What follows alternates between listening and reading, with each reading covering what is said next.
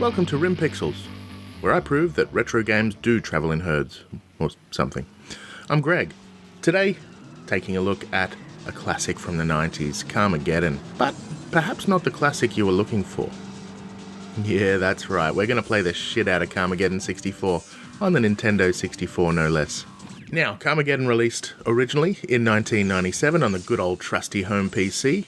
It was renowned for being both fun and violent, and became an immediate classic, particularly for the latter reason. It was lauded worldwide for its over-the-top violence, and by lauded, I mean banned, at least in some countries. And let's face it, banning games only makes them more popular. I played the original and loved it at the time, although I don't really have many strong memories either way, if I'm honest. In 1998, Nintendo decided it would be a great idea to cash in on this phenomenon, so they enlisted Software Creations to port it over to their 64-bit platform, although it was actually a port of the sequel, which was also released in 1998. Okay, at this point I'll let you in on two things. I love racing games, especially arcade races like this one's supposed to be, and I love violence. At least, violence for entertainment purposes, with generous splashes of the red. That's why I love the Mortal Kombat series. That, and because it's actually fun, which this game, spoiler alert, is not. The plot puts you in the shoes of a race car driver participating in a government-sponsored race to, kill zombies or something, which are taking over the world. For some reason, you can also win the race by killing your opponents, so it's not really much of a race. It's a weird game. Bear with me. Anyway, as I was saying, you are a race car driver and you're participating in a race. There are several competitors, 3 or however many laps, and a bunch of zombies strewn about the race course, which is generally set in a city. You can win by either winning the race, naturally, by killing all the zombies, or by wasting all of your competition. I guess the logic there is that if you waste them, they can't win the race. Yay! Now, I may be acting snarky, but in reality, none of this means that it should be a bad game. With good tracks, great driving physics, loads of zombies, and excellent enemy AI, this could really have been a great game. Unfortunately, none of that exists. It fails, fantastically I might add, almost immediately, in the sense that the driving physics are terrible. Not just the controls, but the physics themselves, which it turns out are really important in a driving game. If you hit a slight bump, for example, your car shouldn't flip. On top of that, though, the controls themselves are complete and utter balls. It often felt like I was pulling the car on a rope instead of driving it. And no drift? What the hell, devs? This game needed drift. Taking out a bunch of zombies with a bit of sideways action probably would have redeemed everything. Plus, there's only one viewpoint, from outside the car and a little behind. This isn't so bad, as it's a pretty standard one for racing games, but come on, options do make games better. When it comes to the courses, well, it's hard to know where you're even supposed to go half the time. The courses themselves aren't really courses, you see, they're open world. And once you get off track, it's impossible to find the next checkpoint, at which point the race is over, and you flip to one of the other objectives unless you can fluke your way back onto the right path. I get what the devs were trying to achieve, making it seem like an actual city, but plenty of other games have achieved the same. The Burnout series would be a standout suggestion. Then there's the pissy little arrow signs, which seem more like suggestions, and at speed they're really unclear, sometimes even conflicting. Anyway, back to the game. You got lost, and now you need to either kill a target number of zombies or eliminate your enemies. So great, let's go for the zombies. But this introduces a new problem. For a game that's apparently about killing zombies, there just aren't that many zombies. The first level has a target of 80, but by the time I'd finished, I think I'd only managed to kill about 20.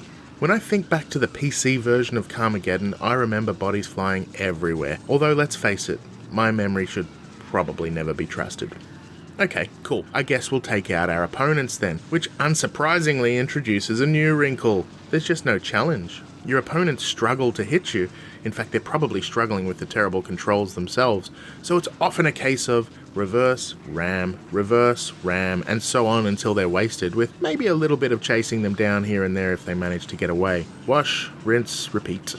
Now, I am being overly harsh in my criticism, mostly because the game is pretty shit, but also because, well, it's annoying too.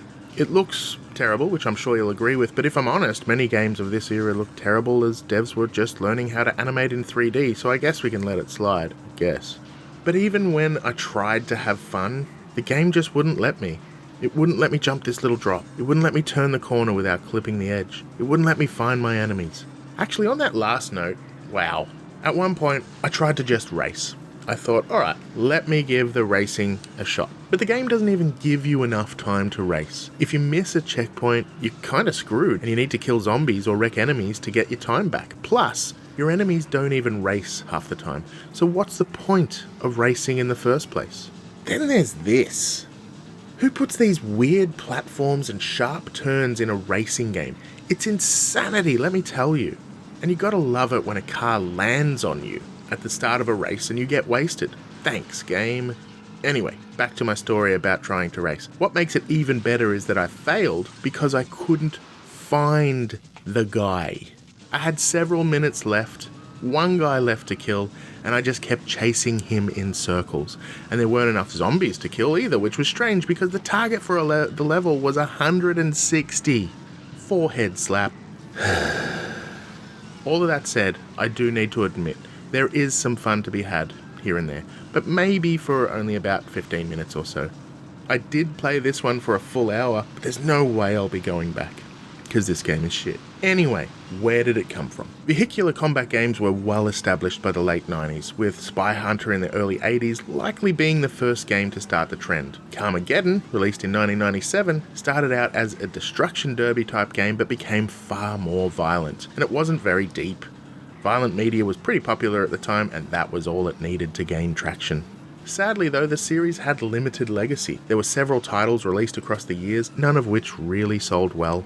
THQ Nordic owns the license now, and in 2021 revealed Carmageddon-themed courses for their 2018 release, Wreckfest. Yay, I guess. Carmageddon 2, which I'll remind you that this game is based on, was ported to a number of consoles, including Game Boy Color, which came as a bit of a surprise. However, only the PC release received favourable reviews.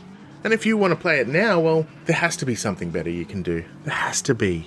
But if you insist, games from the Carmageddon series are still available on Steam and GOG.com, but if you want to play the N64 version, you'll need to track down the cartridge. It's not stupidly expensive, but it's also not worth it. In fact, I and many others would suggest that Carmageddon 64 is a contender for worst game on the N64. Due to the amount of violence, some censored versions were released, with aliens or zombies replacing pedestrians, for example. Yes, the PC game had you mowing down pedestrians. Carmageddon 64 was a watered-down version of a game that already wasn't that good. As you can expect, it scored very poorly, averaging 35% across the 6 reviews I found. Yikes. Now, it's pretty rare for me to tell you not to try out a game, but this might be one of those games. It's just not really worth your time. If you really, really want to give it a spin, there are better versions to play. But if you're adamant, or you're a Carmageddon fan, well, feel free to ignore me. But don't say I didn't warn you. And that's about it for this week. Do you have a game you'd like me to take a look at? Let me know below. Hope to see you again. Let's play all the games.